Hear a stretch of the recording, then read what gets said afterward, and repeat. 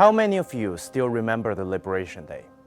A year has gone by now, and few things have gone according to plan.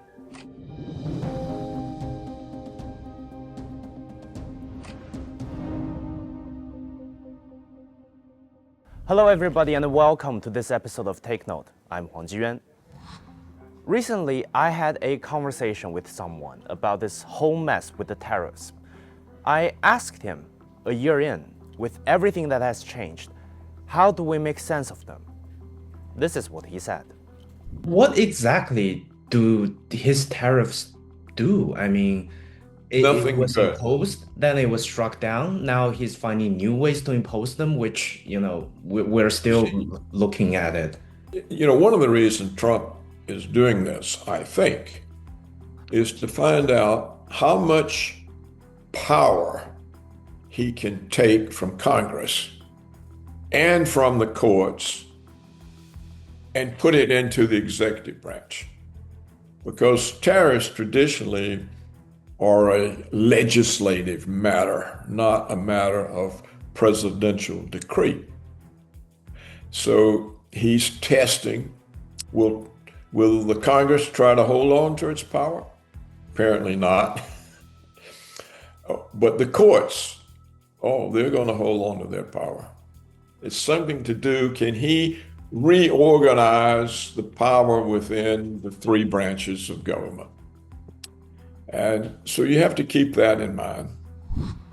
One of the most crucial relationships in American politics is the power dynamics among the branches, especially between the White House and the Capitol. Former US President Gerald Ford once quipped that when he was in Congress, he thought the presidents were autocratic and that Congress was doing the right thing. But when he occupied the Oval Office, he would look down at Congress and say, "What are those people doing over there?" It was a comical description, but that's only half joking. Things are even more complicated with this particular administration.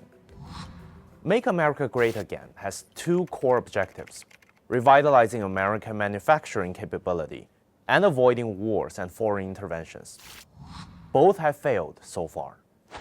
Stats from the Federal Reserve show that since the Liberation Day announcement, American manufacturing employment has been in a steady decline. It lost 89,000 employees between April 2025 and February 2026. A survey conducted by the National Association of Manufacturers shows 91% of manufacturing respondents say they use imported components. Rising tariffs make them less competitive. The other one failed even more spectacularly.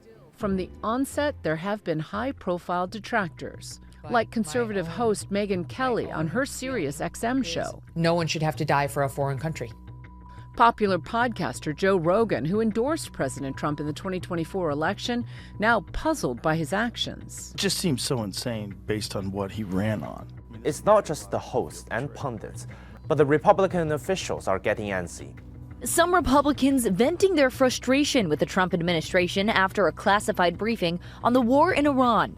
The top Republican on the House Armed Services Committee telling reporters we want to know more about what's going on, what the options are, and why they're being considered, saying we're just not getting enough answers to those questions. The other briefings we have are pretty worthless. I mean, they just... Oil price is spiking, and the president's approval rating is at 36%. Now, you can say these two are separate issues, the tariffs and Iran. But if you apply Robert's logic to them, these two share similar traits. They both make the relationship between an unconventional US president and Congress more contentious. The president and Congress people operate on different timetables. The presidency is for the 8 years. Congress people can be re-elected for decades. It might serve the senators or the representatives to ride on the president's coattails in the short term, but they always need to think about their seats in the long run. That means they need to protect themselves from those decisions or reversals made by the president that could turn out to be unpopular in the future. And we're not even talking about the long run here. The decisions and the reversals are already extremely unpopular.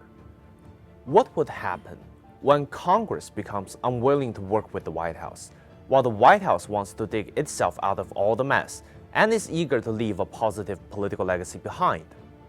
An intransigent Congress meeting a combative president. If you think the Liberation Day was crazy enough, you really need to get yourself mentally ready for the time ahead. Few things have gone according to plan in the past year. Don't expect any improvement in the next.